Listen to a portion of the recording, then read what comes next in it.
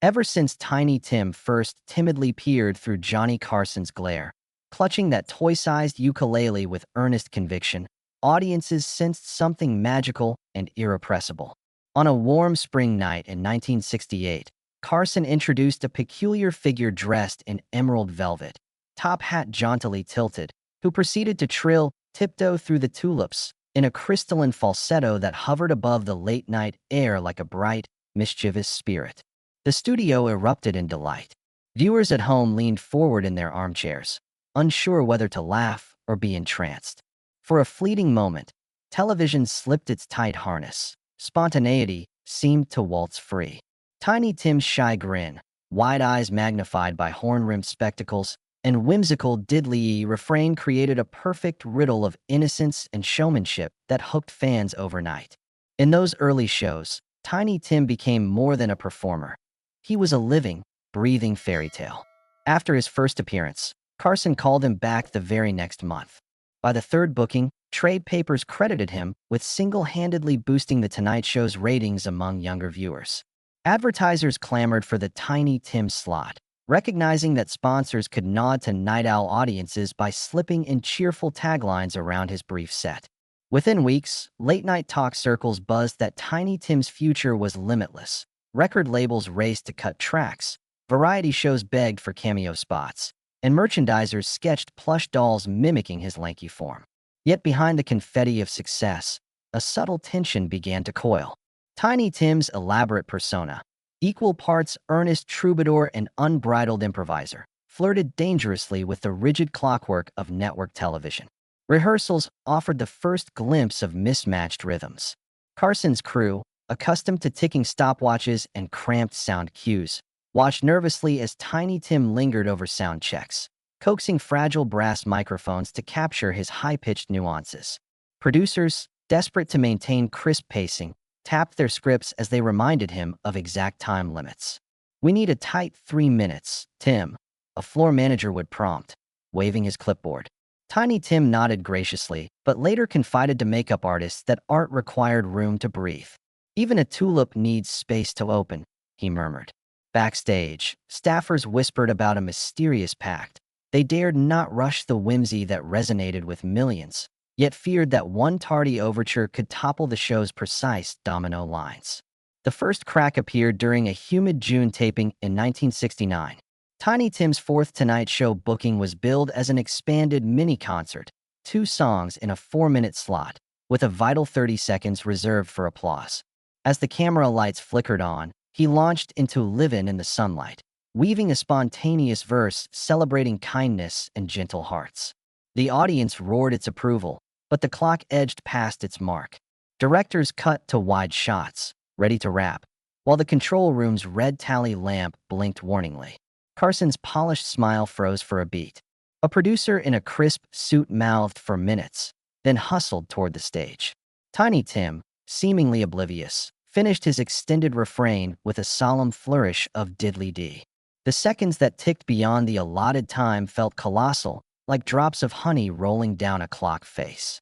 When the final note faded and Carson offered his customary witty sign-off, the studio lights dimmed, but something remained unspoken. The control room buzzed with low-pitched panic. Network executives frowned at their watches. By the next afternoon, an internal memo circulated among Tonight Show staff. Effective immediately, Tiny Tim is no longer booked. Trade columns puzzled over the abrupt decision, speculating about backstage feuds or contractual disputes. Fans flooded NBC with letters demanding Tiny Tim's return, describing how his falsetto had soothed insomnia and awakened childlike wonder. Yet the network held firm, offering only a vague, creative realignment excuse to journalists. Tiny Tim persisted in touring late-night stages, Tonight Show repeats, regional quiz programs, variety specials, but the glow of Carson's platform eluded him forever. Retrospective interviews years later would reveal the fault line, an artist whose soul thrived in unruly improvisation colliding with television's unforgiving stopwatch. Tiny Tim's spontaneous magic needed latitude and laughter, while Carson's late-night machine demanded punctual precision. In that single overrun, a fragile balance snapped, consigning Tiny Tim to the margins of network TV fame. He continued to enchant devoted pockets of fans, yet the grand stage that could have cemented his legacy remained closed. For every subsequent invitation to late-night circuits, an unseen gate stood firmly barred, a testament to how one unscripted minute can rewrite even a dream fused to a five-note melody. In the days after that fateful overrun, Tiny Tim found himself adrift from the center stage he'd once lit with pure exuberance. His phone, once a steady hum of booking requests, fell silent. Variety shows that had clamored for his whimsy now booked smoother, more controlled acts. When he reached out to his agent, voice tight with disbelief, he was told, "No word yet from NBC. They're moving on." Undeterred, Tim threw himself into live performances at small clubs and coffee houses, clutching his ukulele like a lifeline. He'd stride onto dimly lit stages, top hat perched at a rakish angle, and belt out "Tiptoe Through the Tulips" for intimate audiences who cheered every diddly-ee with fervent loyalty. But as the ukulele's gentle buzz echoed through those smoky rooms, he carried a private ache. The knowledge that the showy floodlights and live-wire energy of Carson's theater would never illuminate his improbable tiny figure again. Press coverage morphed from celebratory to sympathetic. Fan magazines printed photos of Tim strumming alongside street performers in Greenwich Village. Local papers ran headlines like "Tiny Tim, Big Heart, Lost His Big Break," and "Why NBC Let Go the Most Earnest Man in Showbiz." In one poignant column, a television critic observed that Tim's falsetto held a fragile honesty unmatched by any slick talk show regular. Yet it was precisely that honesty that faltered under network scrutiny. Somewhere between his spontaneous verses about kindness and the network's obsession with timed precision, the rift had widened into an unbridgeable gulf. Tiny Tim responded by broadening his repertoire. He recorded a self-released album featuring eclectic covers, from Sperry banjo tunes to eccentric renditions of Beatles B-sides, packaged in a psychedelic sleeve featuring his top-hatted silhouette. Die-hard fans snapped up copies at his merch table, praising his refusal to bend to mainstream tastes. "Why should I be trimmed for convenience?" he asked in one self-funded radio interview. "Art isn't neat edges and perfect lengths. It's a wild garden." Yet radio play remained scarce. Program directors dialed familiar, formatted acts rather than a pint-sized troubadour whose songs spilled over scripted boundaries. Seeking to reclaim momentum, Tim pursued guest spots on talk shows outside Carson's orbit. He appeared on The Merv Griffin Show, where he performed twice in back-to-back segments, once for a studio audience and once for Griffin's late-night slot. There, he paused mid-song to share a spontaneous anecdote about childhood dreams of stardom, drawing warm applause. But the pacing pressures persisted. A producer off-camera timed his set with a stopwatch, rushing the band to fade on cue. Tim's voice cracked under the strain, and viewers sensed the friction between his untamed style and network imperatives. Newspaper columns noted that while Tim still drew curiosity, the magic of his early Carson appearances seemed irretrievably sapped. Behind the scenes, industry insiders whispered of a clause hidden in NBC's internal policy manual. Any performer who exceeded their allotted live airtime more than once would be considered a programming liability and thus barred from rebooking. Whether that rule had been codified before Tiny Tim's final Tonight Show set or drafted in the aftermath, no one could say for certain. But executives who once marveled at his pure joy now feared the unpredictability he embodied. In boardrooms, network lawyers cited viewer drop-off rates tracked by Nielsen's second-by-second meters, chalking up the overrun as a deviation that might erode audience loyalty.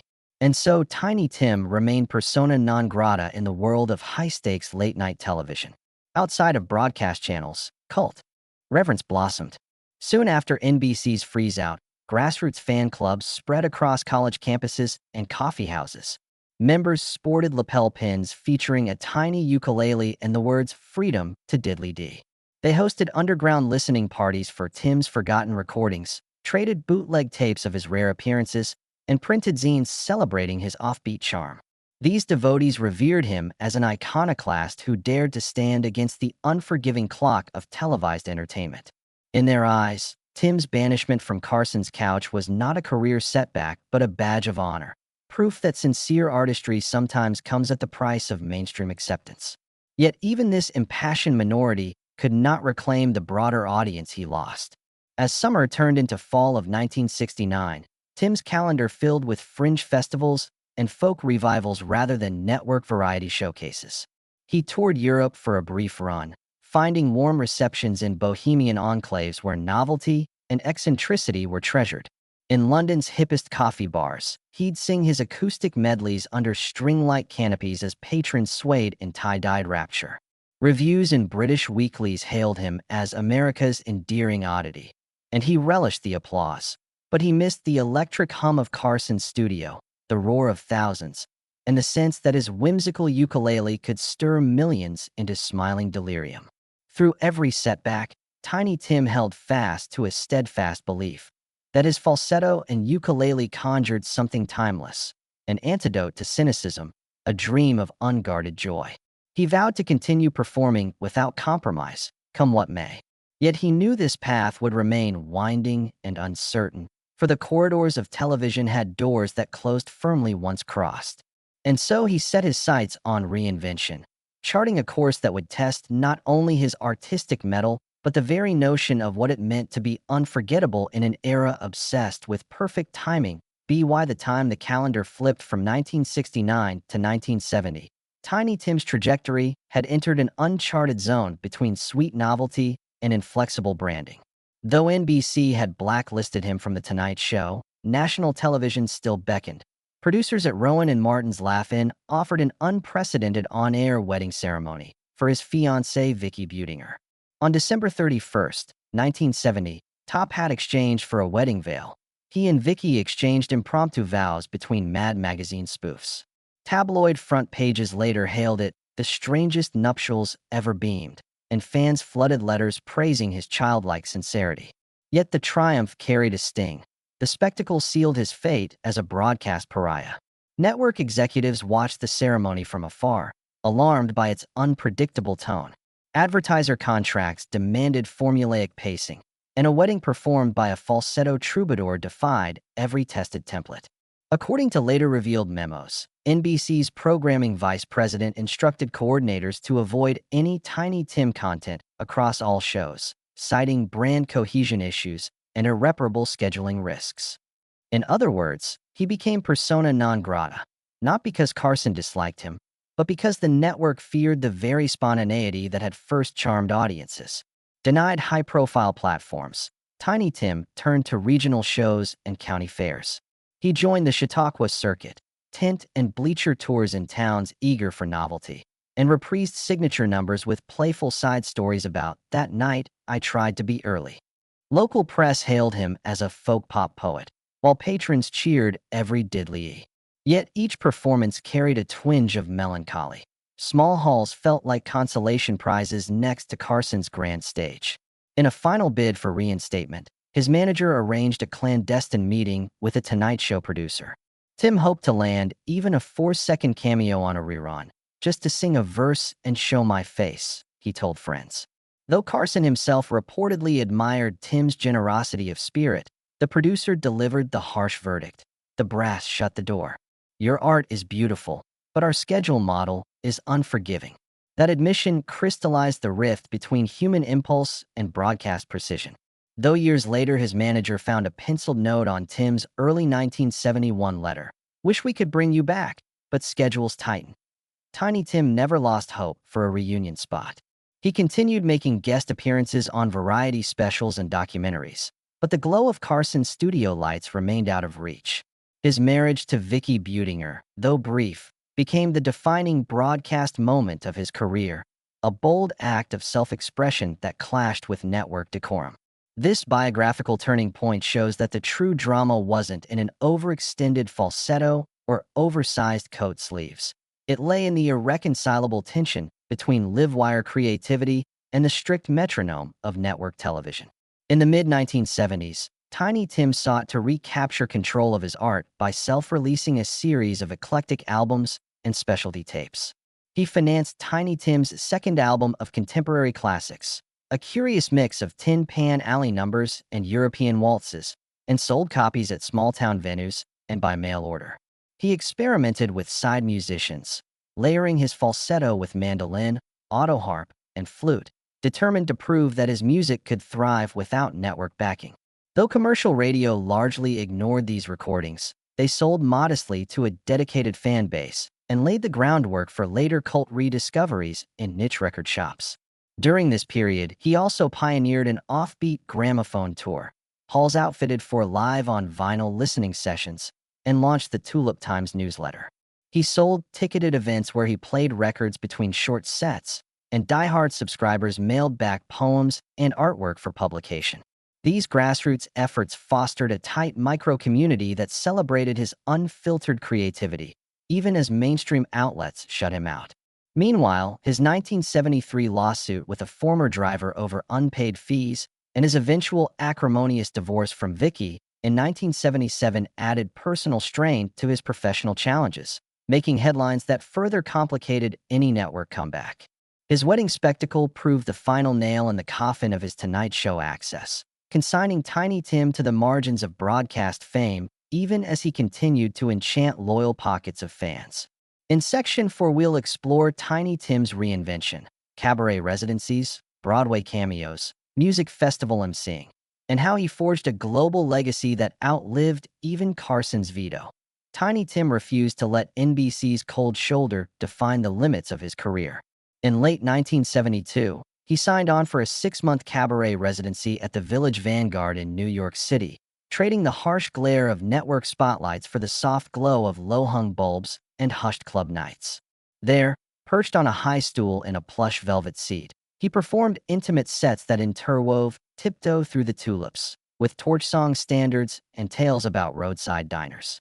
Patrons savored his falsetto and candlelight, leaning over tables to hear his lilting asides. Art grows best close to the heart, he'd whisper after a particularly fragile note.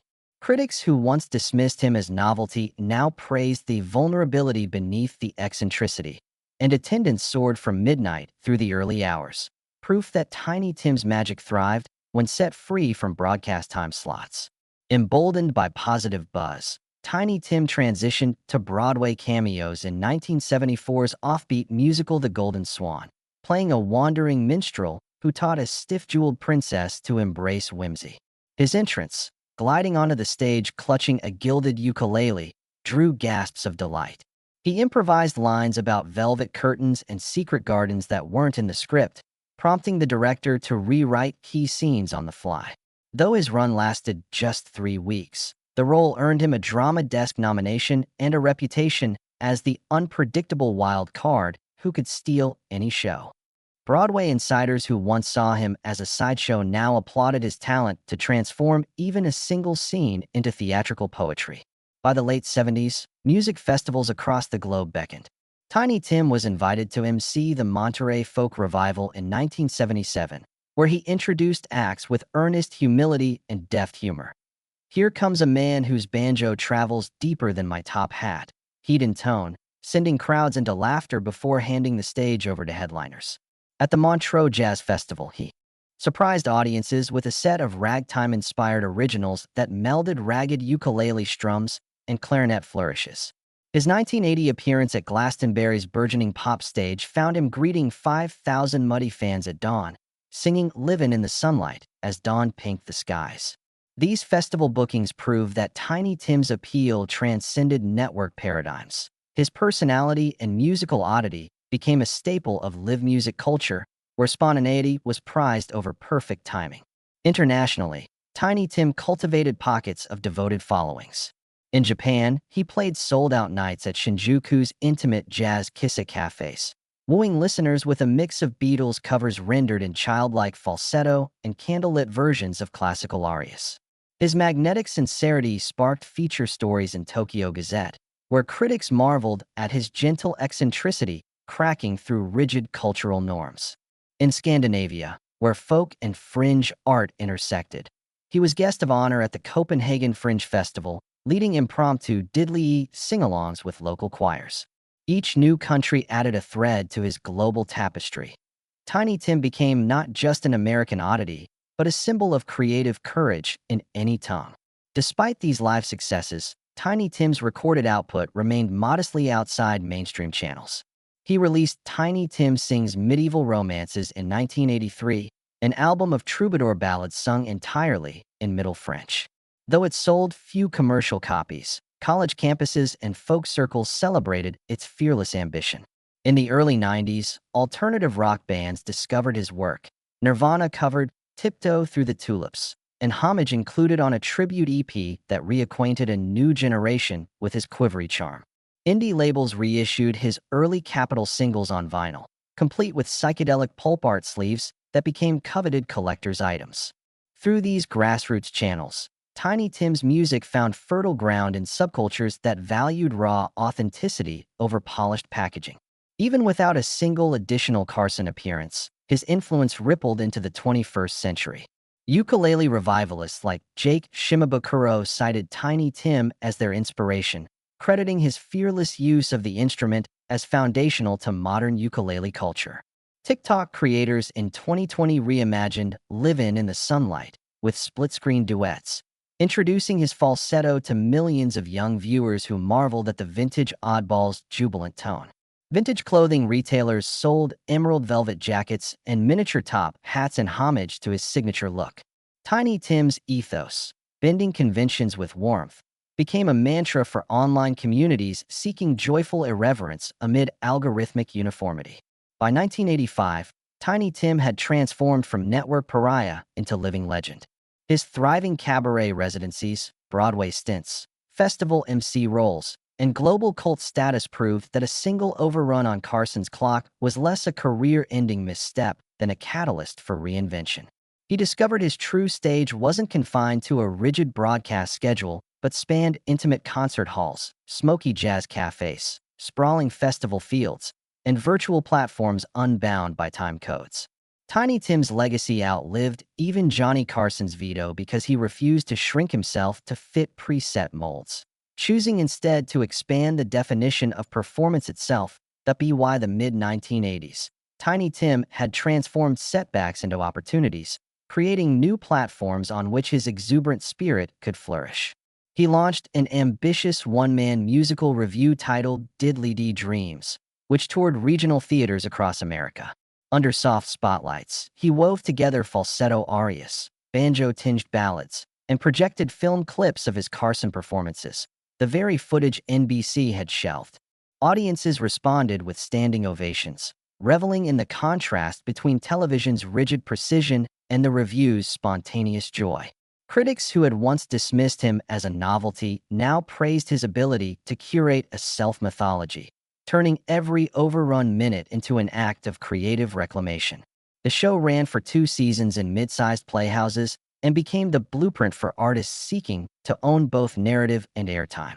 Parallel to his theatrical success, Tiny Tim's personal life underwent a series of reinventions.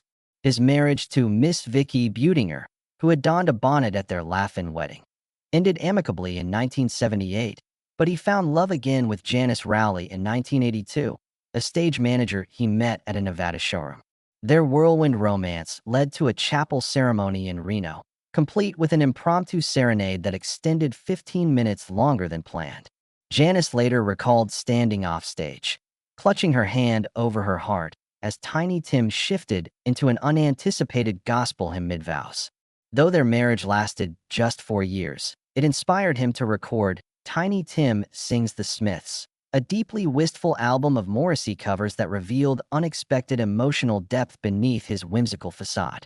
In 1984, filmmaker John Anthony Winston captured Tiny Tim for the documentary King for a Day.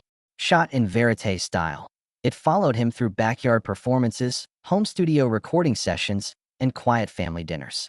Viewers witnessed his tender rapport with everyday neighbors, his meticulous care for vintage ukuleles, and his wistful recollections of being barred from late-night TV. When the film premiered at Sundance in 1985, audiences were struck by the juxtaposition of his public persona, emerald velvet and theatrical flourishes, and his private vulnerability, evident in moments spent reading children's letters by lamplight. King for a Day won a special jury prize and cemented Tiny Tim's status not only as an oddball entertainer, but as a profound cultural chronicler. Despite acclaim on the indie circuit, mainstream television remained elusive. In the late 1980s, Tim pivoted toward cable specials and pay-per-view events, hosting Tiny Tim's Midnight Serenades on a fledgling music channel. He introduced and signed artists, segued into conversations about art versus commerce, and occasionally broke the fourth wall to read viewer mail on camera. Subscribers appreciated his unfiltered interviews and generous spotlighting of underground bands. Though the channel never garnered high Nielsen numbers, it fostered a dedicated base of viewers who valued authenticity over ratings, reinforcing Tim's conviction that artistry thrived outside network mandates. By the early 1990s, Tiny Tim embraced emerging digital platforms. He launched a dial-in voicemail line, pressing callers to leave a snippet of hope and a dash of diddly. Excerpts aired on public access TV in New York and Los Angeles, where local hosts integrated them into late-night variety segments.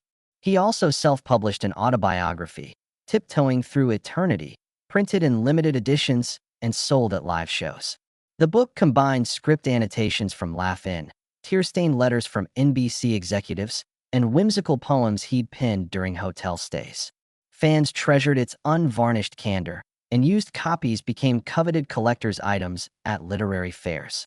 In 1996, at age 55, Tiny Tim embarked on his final major tour, the Diddly Dee Farewell Roadshow. He performed in intimate venues from Portland to Tampa, interweaving studio stories with new songs that reflected on aging, change, and the fleeting nature of fame. On November 30th, after a midnight set at a Chicago cabaret, he collapsed backstage from a heart arrhythmia. Paramedics revived him, but the brush with mortality infused his last performances with a luminous poignancy. In early December, he recorded one final rendition of Tiptoe Through the Tulips in a small New York studio, layering his trembling falsetto over a mellow piano. Those tapes, released posthumously as the final tulip, closed the chapter on a career defined by joyful defiance.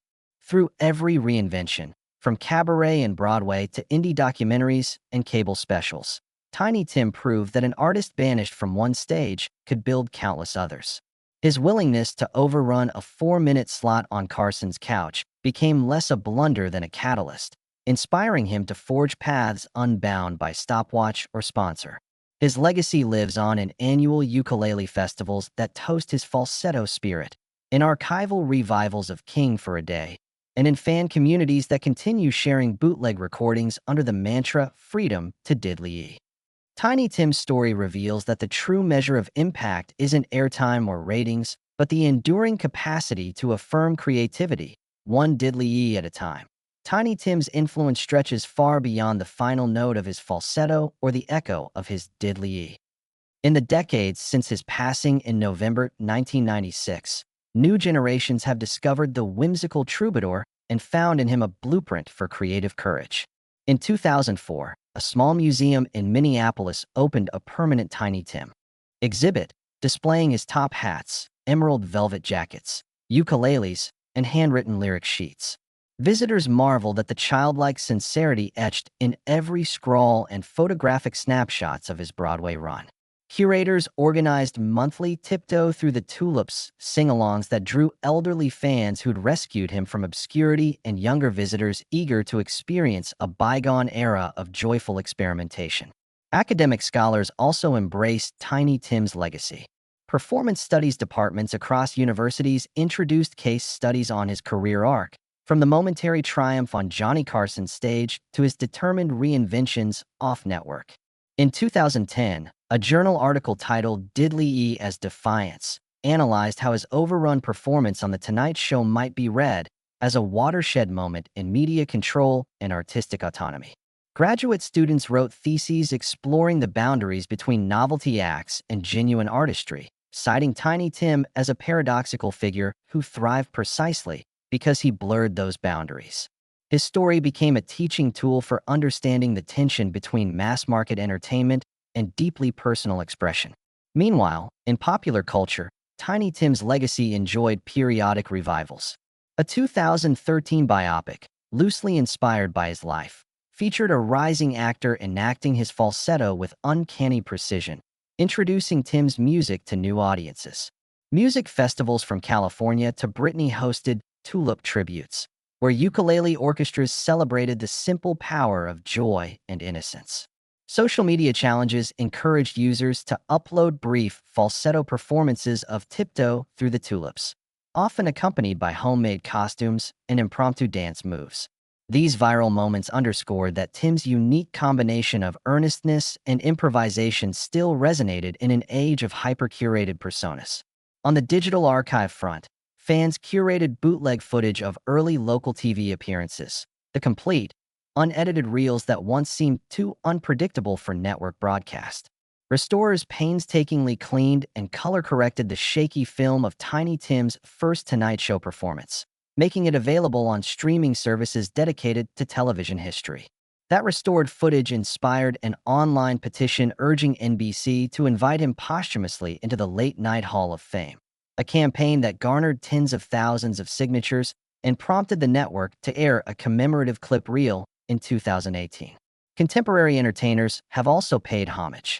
Comedians on late-night talk shows sometimes break into a garbled falsetto mid-interview in Tiny Tim's memory, and musicians on late-night couch segments occasionally present ukuleles with nods to his style. In 2020, a best-selling children's picture book titled The Tulip for Tiny Tim portrayed his life story with gentle watercolor illustrations, emphasizing themes of authenticity, perseverance, and the beauty of being unabashedly oneself. Theater companies even staged occasional one-man reviews in small towns, reviving the showmanship of Diddly-Dee Dreams for audiences who had never seen the real Tiny Tim but embraced his ethos. The ukulele community, in particular, regards Tim as a patron saint. Ukulele conventions from Honolulu to Utrecht include workshops titled Channeling Tiny Tim, teaching participants how to master the instrument's simplest strum patterns and cultivate that high, crystalline voice. Dealers sell miniature top hats and replica emerald jackets alongside beginner ukes, marketing kits that celebrate his trademark look. Some festival organizers include keynote talks about how Tiny Tim's career shows that mastery doesn't require solemnity. Sometimes a playful spirit unlocks new possibilities.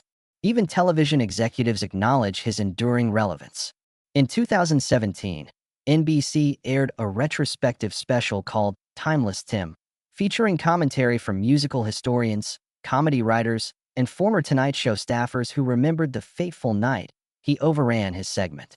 They reflected on how his unshakable joy unsettled the strict precision of broadcast schedules and asked whether modern late-night formats might benefit from a bit of his improvisational magic. Though NBC has not yet revived his booking, they admitted in the special that his brief appearances produced some of the most memorable moments in the show's history. Tiny Tim's story also lives on in the hearts of independent artists who find in him a kindred spirit. Street performers in European squares pick up their ukuleles at dawn, strumming lighthearted tunes and imagining an audience beyond the next passerby. Podcasters cite his fearless self-presentation as inspiration for episodes about creative freedom. Tattoo artists ink tiny icons of his top hat and ukulele on patrons who want a permanent reminder to stay true to themselves. In countless small ways, Tim's legacy endures as a whisper of permission to be unabashedly eccentric, to overrun expectations, and to reclaim space for wonder in even the most regimented environments. Ultimately, Tiny Tim's exclusion from late-night network television did not silence his impact, it magnified it. By refusing to conform to rigid time codes, he compelled the entertainment world to ask whether spontaneity and serendipity have a place in mass media. His legacy reminds us that a single spontaneous moment, an extra verse, a heartfelt flourish, can reverberate far longer than any meticulously timed segment. Tiny Tim may never have returned to Carson's couch, but he returned to audiences over and over again through reinvention, resilience, and the enduring power of joyous authenticity. In every diddly, he beckons us to tiptoe through the tulips of our own creative impulses. Never mind the clock.